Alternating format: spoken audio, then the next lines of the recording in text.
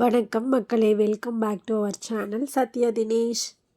நான் தாங்க பேசுகிறேன். மெமிக்ரி பண்ணுறேன்னு நினச்சிக்காதீங்க, இல்லை வேறு யாராவது புதுசாக பேசுகிறாங்கன்னு நினச்சிக்காதீங்க. வீடியோ எடுக்கும்போது என்னோடய வாய்ஸ் நல்லா தான் இருந்தது. ஆனால் அதுக்கு வாய்ஸ் கொடுக்கும்போது கொஞ்சம் ரிப்பேர் ஆகிடுச்சு. ஹெல்த் சரியில்லை. இருந்தாலும் வீடியோ போட்டு ரொம்ப நாள் ஆகிடுச்சா, அதனால் சரி இந்த வீடியோவை போட்டுடலாம் அப்படிங்கிறதுக்காகவே இன்றைக்கி நான் எடிட் பண்ணேன். பார்த்திங்கன்னா மண்டே, வாரத்தின் முதல் நாள் ஆரம்பித்தது. இன்றைக்கி பார்த்திங்கன்னா வீட்டில் யாருமே இல்லை, அதாவது ஹஸ்பண்டும் இல்லை, தம்பி 2 பேருமே இல்லை, நான் மட்டும்தான் இருந்தேன். அழகாக காலையில் எழுந்திரிச்சு எனக்கு பிடிச்ச மாதிரி ஒரு கோலம் போட்டேன். ஆக்சுவலி இது நான் கோலம் போட கற்றுக்கும் போது ஃபஸ்ட்டு நான் ட்ரை பண்ணதே இந்த மாதிரி கோலம் தான். ஒரு பூ இருக்கிறது, அப்புறம் 4 பூ, அப்புறம் 6 பூ, அந்த மாதிரி பெருசாக போட ஆரம்பித்தேன். சரி நெக்ஸ்ட்டு என்ன பண்ணலான்ட்டு மார்க்கெட் போகலான்ட்டு கிளம்பிட்டேங்க. கட்டை ஒன்று தூக்கிட்டு நம்ம உழவர் சந்தைக்கு கிளம்பியாச்சு. காலையில் போனால் அங்கே அவ்வளோ பேர் இருக்காங்க. இவ்வளோ குளிர்லையும் எவ்வளோ ஜனங்க இருக்காங்க பார்த்தீங்களா. வாங்க நாமளும் மார்க்கெட்டுக்குள்ளே போயிட்டு ஃபஸ்ட்டு சுற்றி பார்த்துட்டு வந்துடலாம், எது எங்கே இருக்குன்னு. எப்பயுமே மார்க்கெட்டுக்கு ஹஸ்பண்ட் தான் போவார். அவரோட நான் போய் ரொம்ப நாள் ஆயிடுச்சு. இப்போல்லாம் போனால் அவர் மட்டும்தான் போயிட்டு வந்துடுறாரு. இந்த மாதிரி போயிட்டு அவர் என்கிட்ட கேட்பார் என்னென்ன வேணும் அப்படின்ட்டு. இந்த டைம் யாரும் இல்லை, சரி நமக்கு பொழுது போகணுமே அப்படிங்கிறதுக்காக இன்றைக்கி நான் மார்க்கெட் போயிருக்கேன். வாங்க ஒரு ரவுண்ட் அடிக்கலாம்.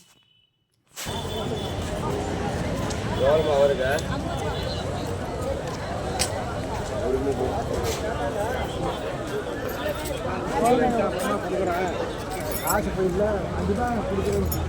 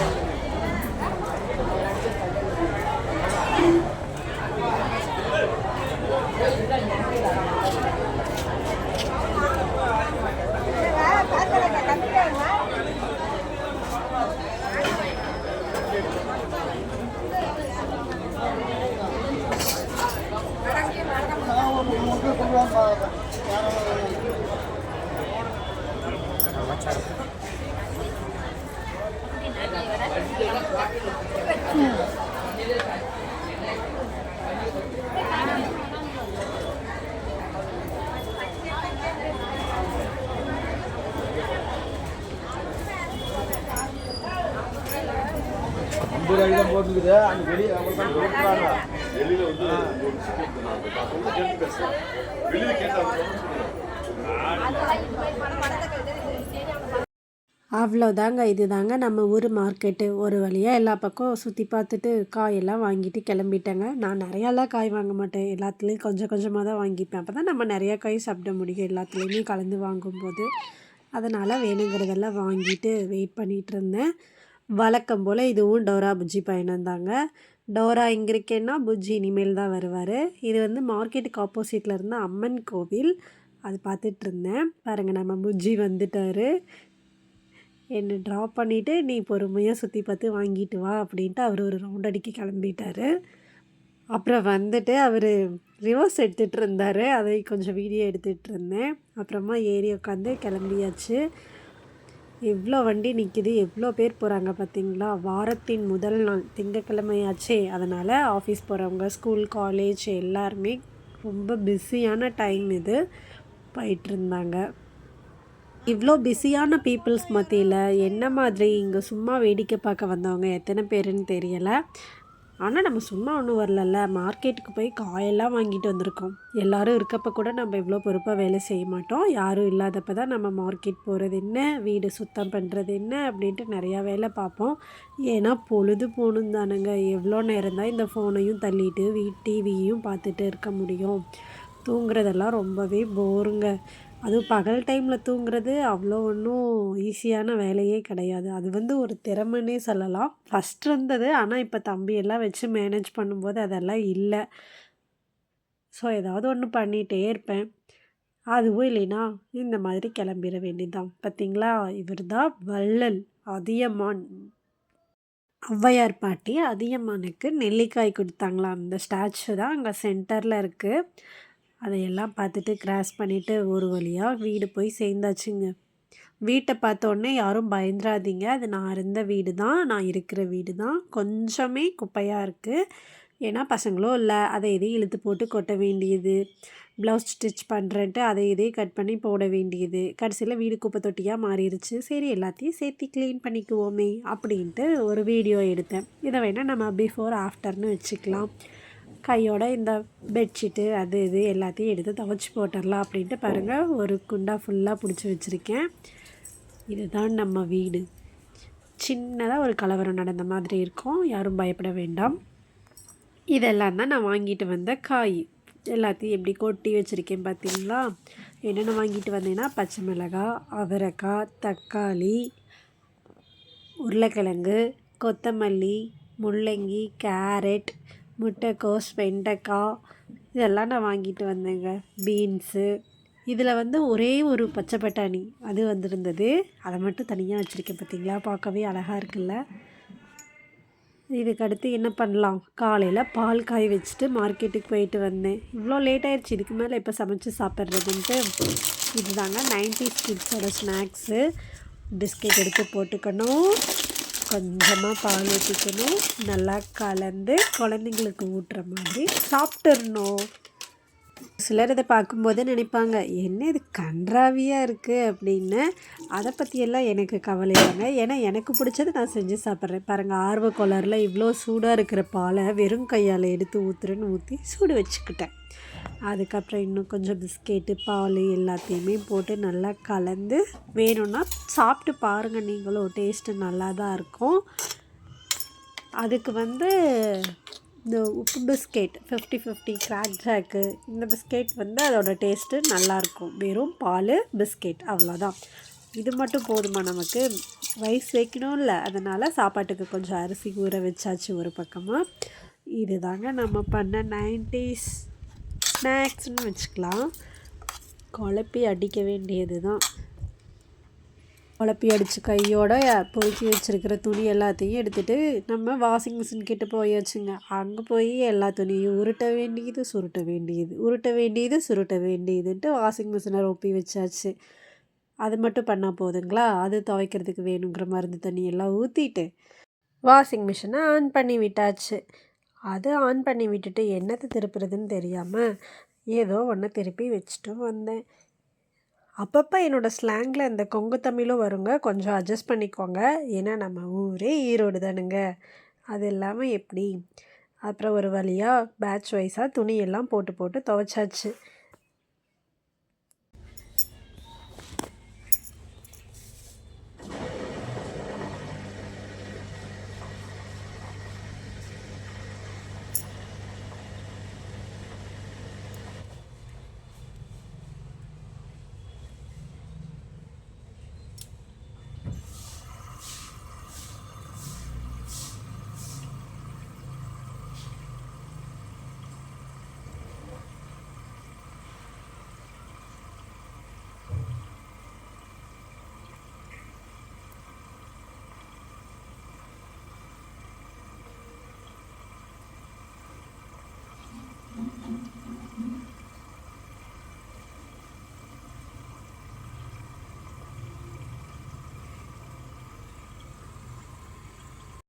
என்ன ஒரு வையாரமாக படுத்துட்ருக்குறான் பார்த்தீங்களா நம்ம டைகரும். இது டைகருடைய தோஸ்துங்க, பாட்டி வீட்டு நாய். இவங்க 2 பேரும் தான் ஃப்ரெண்ட்ஸு. இங்கே பார்த்தீங்களா நம்ம புஜ்ஜி அடுத்த வேலைக்கு கிளம்பிட்டார்.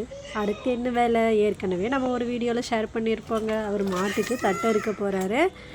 அவருக்கு டட்டா பை பாய் அப்படி சொல்லி அவரை துரத்தி விட்டாச்சு.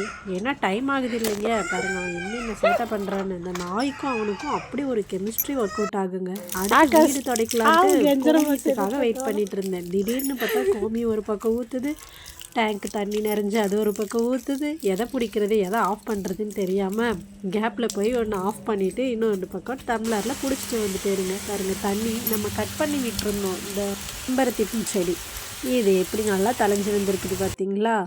துணி ஓரளவு கொஞ்சம் நேரம் துவைச்சிருச்சு. அது கூடயே நல்லா வாசமாக இருக்கணுமில்ல, அதுக்காக கம்ஃபர்ட் கொஞ்சம் ஊற்றியாச்சு. கம்ஃபர்ட்டுன்னு சாஃப்ட் டச் ஊற்றுற ஒரே அருவாளி நான் தானுங்க.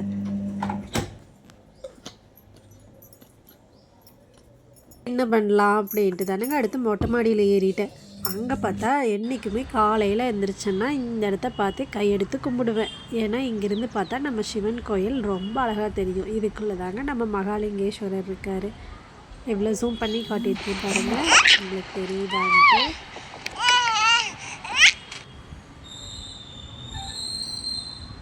அப்புறம் அரிசிகள் ஒன்று தண்ணியெல்லாம் எடுத்துகிட்டு வந்திருந்தேன். அதெல்லாம் நம்ம செடிங்களுக்கெல்லாம் ஊற்றணும் அப்படிங்கிறதுக்காக ஊற்றிட்டுருக்கேன். இது ஃபுல்லாக ரொம்பவே பூச்சி பிடிச்சிருச்சுங்க. அதனால் எல்லாத்தையும் நல்லா ஒண்டா கட் பண்ணி விட்டுட்டேன். இதுதாங்க நம்ம புதினா செடி நல்லா தலைஞ்சிருக்காரு. என்றைக்கு இவரை சட்னி அரைக்க போகிறேன்னா எனக்கே தெரியலை. நம்ம புது வரவு எல்லாருக்குமே இந்த தண்ணியை ஊற்றி விட்டாச்சுங்க. இதை நான் எங்கேருந்து எப்போ வாங்கிட்டு வந்தேன்னு ஸ்பெஷலாகவே ஒரு வீடியோவில், சரி வீடியோ வேணாம் பயப்படாதீங்க, ஷார்ட்ஸ்லேயே சொல்லிடுறேனுங்க. இந்த கற்பூரவள்ளி தலையை பார்த்தா என்னோடய சின்ன பையனுக்கு அப்படி ஒரு லவ். பிடுங்கி கழுவுறங்கிற பேரில் தண்ணியில் விளையாடுவான், அது வேறு விஷயம். ஆனால் அவன் நல்லா பறித்து சாப்பிட்ருவானுங்க.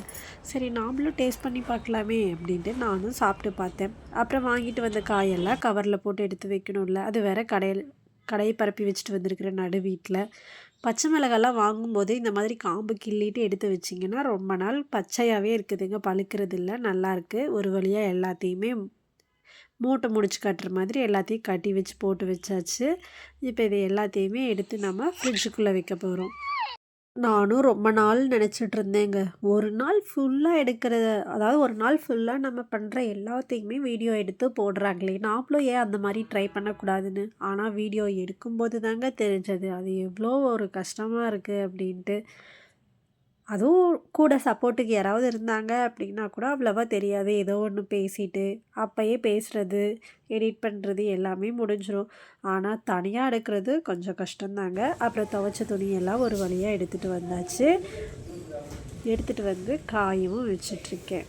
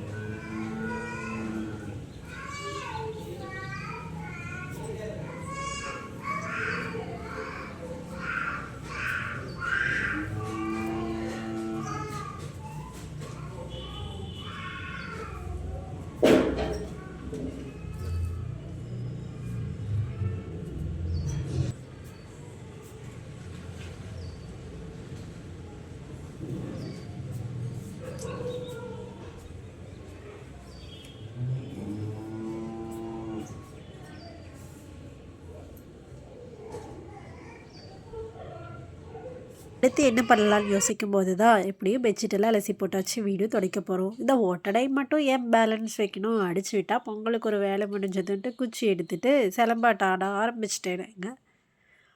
என்னோடய குரல் வளம் ரொம்ப மோசமாக இருக்குது, ரொம்ப ஸ்டக் ஆகுது, ப்ளீஸ் கொஞ்சம் அட்ஜஸ்ட் பண்ணிக்கோங்க. வெற்றிகரமாக ஒற்றையாக அடித்து முடிச்சாச்சு.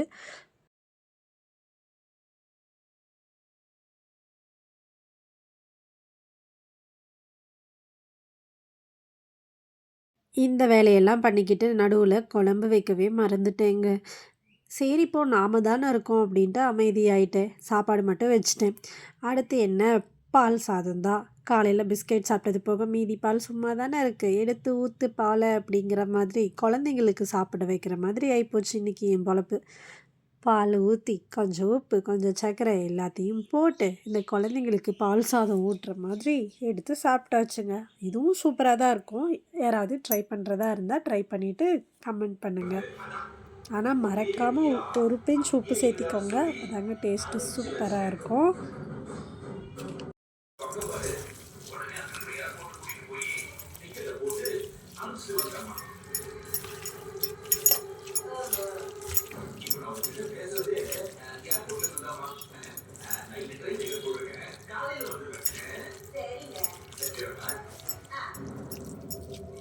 சரி சாப்பிட்டுட்டு அடுத்த வேலையை பார்ப்போம் அப்படின்ட்டு ஆரம்பிச்சேங்க.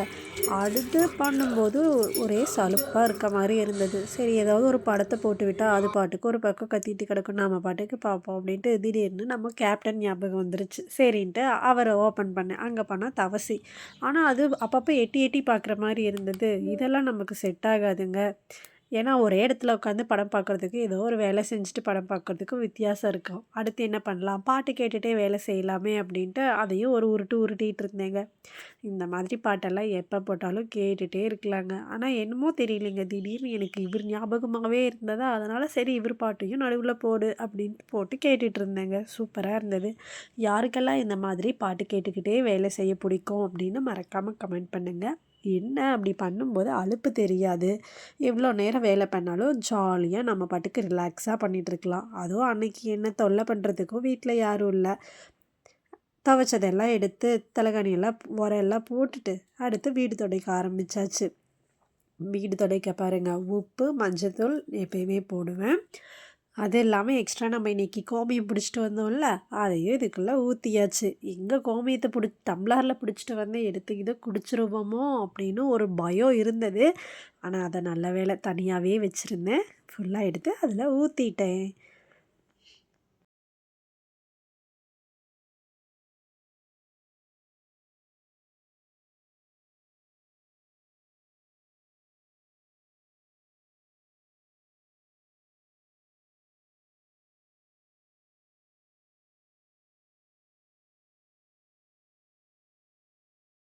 வீட்டையெல்லாம் தொடச்சி முடிச்சுட்டு இது ஒரு டப்பா பொறுக்கி வச்சுருந்தேன். இது என்னன்னு பார்த்தீங்கன்னா கேண்டில் தாங்க. இந்த ஜெல் மாதிரி இருக்கும், அதில் கண்ணாடி இதில் கேண்டில் எரியும் இல்லைங்க, அதை வச்சுருந்தேன். அதை அறிவாளி என்ன பண்ணனா ஒன்று மேலே ஒன்று ஒன்று மேலே ஒன்றுன்னு எல்லாத்தையும் அடுக்கி வச்சு அதெல்லாம் இந்த குடலு குந்தாணி வெளியே வந்த மாதிரி பிதுங்கி வெளியே வந்துருச்சு. அதை பற்ற வைக்கவும் முடியலை, வேறு எதுவும் யூஸ் பண்ணவும் முடியலை. இந்த மாதிரி இருக்குங்க அமைதியாக. இதை தான் நான் போட்டு ஒன்று மேலே ஒன்று நான் அடுக்கி வச்சு கடைசியில் அது வேறு மாதிரி ஆயிடுச்சு. அதனால் சரி அதெல்லாம் கொஞ்சம் எடுத்து பற்ற வைக்கிற மாதிரி பிரித்து வைப்போம் அப்படின்ட்டு எடுத்துகிட்டு இருந்தேங்க. பாருங்கள் இவ்வளோ ஒயிட் கிளாஸ், அதாவது அவ்வளோ ஜெல்லி வெளியே வந்துருச்சு. அதையெல்லாம் பிரித்து தனியாக எடுத்துட்டு அதுக்குள்ளே திரி வைக்கிறதுக்காக அந்த குட்டி பின் மாதிரி இருந்தது அதையும் எடுத்து வச்சுருந்தேன். சரி நம்ம வேறு ஏதாவது விளக்குக்கு இதை இல்லை இதுலேயே கூட நம்ம எண்ணெய் ஊற்றி ஏற்றுறதா இருந்தால் ஏற்றலாம், அதுக்கு யூஸ் ஆகும் அப்படிங்கிறதுக்காக எடுத்து வச்சேன். அதுக்கப்புறம் மீதி கொஞ்சம் நல்லா இருந்த விளக்க வந்து அந்த சுற்றி இருந்த ஜெல் எல்லாத்தையுமே வெளியே எடுத்துட்டேன். உள்ளே இருக்கிறது மட்டும் கொஞ்சம் தான் இருந்தது. அதை மட்டும் இப்படி ஒன்று மேலே ஒன்றா அடுக்கக்கூடாதுங்கிறதுக்காக ஒரு லேயர் அடுக்கிட்டு ஒரு அட்டை வச்சு அதுக்கு மேலே இன்னொரு லேயர் அடுக்கினேன். இந்த அறிவு வந்து எனக்கு ஃபஸ்ட்டே வந்திருந்ததுன்னா நிறையா கேண்டில் வேஸ்ட் ஆகிருந்திருக்காது. வேஸ்ட் பண்ணிவிட்டேன். சரி முடிஞ்சிச்சு, மீதி இருக்கிறதையாவது உருப்படியாக வச்சு நம்ம யூஸ் பண்ணணும் அப்படிங்கிறதுக்காக இந்த மாதிரி க்ளீன் பண்ணி வச்சேன். ஃபுல்லாக எடுத்து வச்சு மூடியாச்சு. எனக்கும் டயர்ட் ஆகும்ல அப்படிங்கிற மாதிரி சரி கொஞ்ச நேரம் நடுவுல ஏதோ ரிலாக்ஸ் பண்ணலாமே அப்படின்ட்டு நம்ம ஊஞ்சல் எடுத்தாச்சுங்க. இந்த ஊஞ்சல் வந்து சாதாரணமா நம்ம வீட்டுக்கு வரலங்க. கிட்டத்தட்ட ஒரு 10 இயர்ஸா என் ஹஸ்பண்ட் கிட்ட கேட்டுட்டு இருந்தேன். பிஃபோர் மேரேஜ் இருந்து கேட்டுட்டு இருந்தது. அவர் எனக்கு இப்ப தான் வாங்கி குடுத்துருக்காரு. இத வந்து நான் ஒரு ஷார்ட்ஸாவே ஷேர் பண்ணணும்னு நெனச்சேன். பட் வீடியோ எடுத்தேன். ஆனா எடிட் பண்ண போட மறந்துட்டேங்க. நெறையா வீடியோஸ் இப்படிதாங்க பண்றேன். எடுத்து வைப்பேன். அப்புறம் எடிட் பண்ணாம மறந்து விட்டுருவேன். வேற ஏதாவது ஒண்ணு போடுவேன். அதுக்கப்புறம் பார்த்தா, அட இத நம்ம போடாமயே விட்டுட்டோமே அப்படின்ட்டு லேட்டா எடுத்து போடுவேன். இத வந்து நான் இந்த வீடியோலயே சொல்லிட்டேங்க. ஆனா கண்டிப்பா இத வந்து நான் ஒரு குட்டி ஷார்ட்ஸா போடுவேன். ஏன்னா தம்பி எல்லாம் உட்கார வச்சு ஃபர்ஸ்ட் டைம் இதில உட்கார வைக்கும்போது நான் அந்த வீடியோ எடுத்துட்டுருந்தேன். குழந்தைங்க இருக்கிற வீடுனாலே சும்மாவாங்க சொல்லணும். எல்லாத்தையும் அழுக்கு பண்ணி வச்சுரும். சாப்பிட்றதெல்லாம் கொண்டு போய் அதில போட்டுருவாங்க. அதனால பெட்ஷீட்ட வச்சு நான் அந்த குஷனுக்கு இந்த மாரி மேக்கப் பண்ணிட்டுருந்தேன். புதுசா எல்லாம் துவைச்சு போட்டிருக்கோம். நான் ஆடலன்னா எப்படிங்க? ஏறி உக்காரு, சொய்யின்னு ஒரு ரவுண்டு போ அப்படின்ட்டு ஆடிட்டுருந்தேங்க. நான் கரெக்ட்டா ஆடும்போது நம்ம புஜ்ஜி வந்துட்டான். நான் என்ன பண்ணாலும் எனக்கு நடுவுல வந்து இவன் தொல்ல பண்ணுவான். ஆனா இவன் இல்லாமயே எனக்கு நல்லாவே இருக்காதுங்க. போர் அடிக்கும். அங்க பாரு நான் ஃபோன் வச்சு வீடியோ எடுத்துட்டுருக்கேன் அப்படின்னு காட்டுனோனே, அவன் சும்மா ஆட்டி விட்டுட்டு வெளிய போயிட்டாங்க. அவ்வளோதான். அவர் கிளம்பியாச்சு ஓரமா போயிட்டாரு. சரி உட்காந்தோம். அப்படியே கொஞ்ச நேரம் ரிலாக்ஸா பாட்டு ஓடிட்டுருந்தது. ஆனா, எனக்கு மட்டும் எங்கேருந்து தான் இவ்வளவு காப்பிரைட் வருதுன்னு தாங்க தெரிய மாட்டேங்குது. எத போட்டாலும் வந்துருது. சரி அடுத்து நம்ம என்ன பண்ணலாம் அப்படின்ட்டு கோலம் போட கிளம்பிட்டேங்க. இந்த கோலம் நான் தாங்க போட்டேன். யூடியூப் பார்த்து தான் போட்டேன். சூப்பரா இருக்குல்ல. ஃபர்ஸ்ட்டு பேப்பர்ல போட்டேன். அதுக்கப்புறமா சாமி ரூம்ல போட்டுடலாம் அப்படின்ட்டு போட்டுட்ருந்தேங்க. போடும்போது ஸ்டார்ட்டிங்கில எடுக்கல. பட் இந்த காவி பொடி மட்டும் குடுக்கும்போது எடுத்துக்கலாம் அப்படின்ட்டு இப்போ தான் நடுவுல வச்சுக்கிட்டே எடுத்தேன். இத வந்து பொறுமையா அப்படியே போட போட அவ்வளோ ஒரு ரிலாக்ஸா இருந்ததுங்க. இந்த நெலிக்கோலெல்லாம் போட்டா மைண்ட் வந்து அவ்வளோ ஒரு ரிலாக்ஸா இருக்குமாம். ஆனா ஒரு சிலர் என்ன சொல்றாங்கன்னா, வீட்ல இந்த மாரி நெலிக்கோலெல்லாம் போட்டா வீட்ல சண்டை வந்துக்கிட்டே இருக்கும்னு சொல்றாங்க. எது உண்மை எது பொய்ன்னு தெரியல. நம்ம கேட்டத நான் இதில சொன்னேன். உங்களுக்கு ஏதாவது தெரிஞ்சா மறக்காம ஷேர் பண்ணுங்க. கடைசியில வெற்றிகரமா நம்ம சிவன கொண்டு வந்தாச்சு. "எனையாளும் சிவனே" அப்படின்ட்டு. அவ்வளோ ஒரு லவ் அவர் மேல. இப்படி வச்சு வச்சு பார்க்கும்போது ரொம்ப ஹாப்பியா இருந்தது. இன்னும் சொல்லப்போனா, குட்டீஸ் இருந்தாங்கன்னா போய் இந்த கோலத்தெல்லாம் அழிச்சு வச்சுருவாங்க. இப்ப வேற யாருமே இல்லையா, அதனால நான் போட்ட கோலம் அப்படியே இருக்குங்க 10 நாள் ஆனாலும். போடும்போது நான் நெனைக்கல, சரி எப்படியும் தம்பி எல்லாம் வந்தானா அழிச்சுருவான் அப்படின்ட்டு தான் நெனச்சேன். பட் அவர் கொஞ்சம் ஸ்ட்ராங்காவே நம்ம வீட்ல உட்காந்துருக்காருன்னு நெனைக்கிறேன். பார்க்கலாம். இத முடிச்சு அடுத்து என்ன வேலை பண்ணலாம் அப்படின்னு யோசிக்கும்போது தான், நம்ம இன்னைக்கு ஃபுல்லாவே குழம்புங்கிற ஒரு விஷயத்த வைக்கவே இல்ல. நைட்டுக்கும் அது இல்லன்னா நம்ம பட்னியா தான் கிடக்கணும் அப்படின்ட்டு முடிவு பண்ணிட்டு, சரி என்ன சமைக்கலாம் அப்படின்னு சாப்பாடு வச்சாச்சு. சரி சும்மா அப்படியே தாளிச்சிடலாமே தக்காளி, வெங்காயம் எல்லாம் போட்டு அப்படின்ட்டு ஆரம்பிச்சேங்க. இந்த செஃப் எல்லாம் பண்ணுவாங்க பார்த்தீங்களா? அதாவது ஒரு டொமேட்டோ ஃபுல்லா வச்சுக்குவாங்க. இப்படி சடக்கு போட்ட உடனே கட்டான மாதிரி காட்டுவாங்க. சரி அந்த மாரி நம்ம ட்ரை பண்ணலாம் அப்படின்ட்டு பண்ணேன். போன உடனே இந்த சிங்க பார்த்தா, இதுதாங்க நம்ம வீட்டு அட்சய பாத்திரம். இல்லைங்க எல்லார் வீட்டுக்கும் இதுதான் அட்சய பாத்திரம். எது குறையுதோ இல்லையோ, இதில இருக்கிற அந்த கழுவாத எச்ச பாத்திரம் மட்டும் குறையவே மாட்டேங்குது. சரி சாப்பாடு எடுத்தாச்சு. நம்ம சமைக்க ஆரம்பிச்சிடலாம் அப்படின்ட்டு ஆரம்பிச்சிட்டேங்க. ஒரு சிம்பிள் ரெசிபிங்க. பேச்சுலர் ரெசிபின்னு கூட சொல்லலாம். நான் என்ன பண்ணுறேனோ அது மட்டும் தான் அதில போட்டேன். நீங்களும் அத மட்டும் பார்த்துக்கோங்க. எப்படி? இப்படி சொடக்கு போட்டா போதும். எல்லாமே இந்த மாரி தானா கட் ஆயிரும். இப்படி தான் நானும் நெனச்சுட்டு நெறைய யூடியூப் வீடியோஸ் பார்த்தேன். பட் அது உண்மை கிடையாது. ஒவ்வொன்னா உட்காந்து நாம தான் டைம் எடுத்து கட் பண்ணணும். இதுதான் என்னோட அஞ்சர பெட்டி. எப்படி வச்சிருக்கேன் பார்த்தீங்களா? சூப்பரா! ஃபர்ஸ்ட்டு எடுத்தோனே இதில என்ன போடுறதுன்னே தெரியல. சரி எப்படியும் நம்ம யூஸ் பண்ண நமக்கு என்ன வேணுமோ அது போட்டுக்கலாம் அப்படிங்கிற ஒரு ஐடியா வந்துச்சு. கடைசியில பார்த்தா ஃபுல்லாவே எல்லா கப்பையுமே ஃபில் பண்ணிட்டேன். இத போட்டுட்டு அடுத்து பார்த்தா என் ஹஸ்பண்ட் ஃபோன் பண்ணியிருந்தாரு. வீடியோ ஆன் பண்ணியிருந்ததுனால சவுண்டு வந்ததே தெரியலங்க. அப்புறமா எடுத்து பேசுறதுக்குள்ள இந்த கடுகு, சீரகம் எல்லாமே கரிஞ்சு போச்சு. நாம தானே சாப்பிட போறோம் அப்படின்ட்டு மிச்ச மீதியையும் போட்டு தாளிக்க ஆரம்பிச்சுட்டேன். மோஸ்ட்லி நான்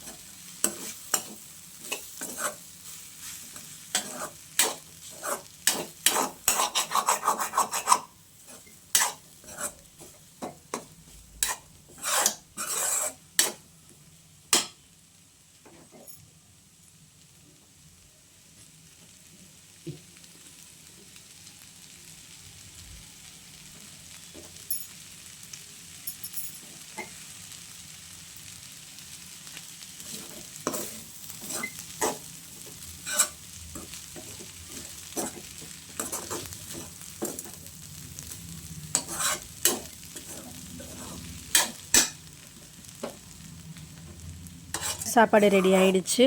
முக்கியமாக ஷாலினி நிஷ்வந்த் அப்படிங்கிறவங்க வந்து கமெண்ட் பண்ணியிருந்தாங்க, ஒரு வீடியோ விலாக் மாதிரி போடுங்க அப்படின்ட்டு. அவங்களுக்காகவே இதை நான் ஸ்பெஷலாகவும் போடுறேன் அப்படின்னு சொல்லிடுறேன்.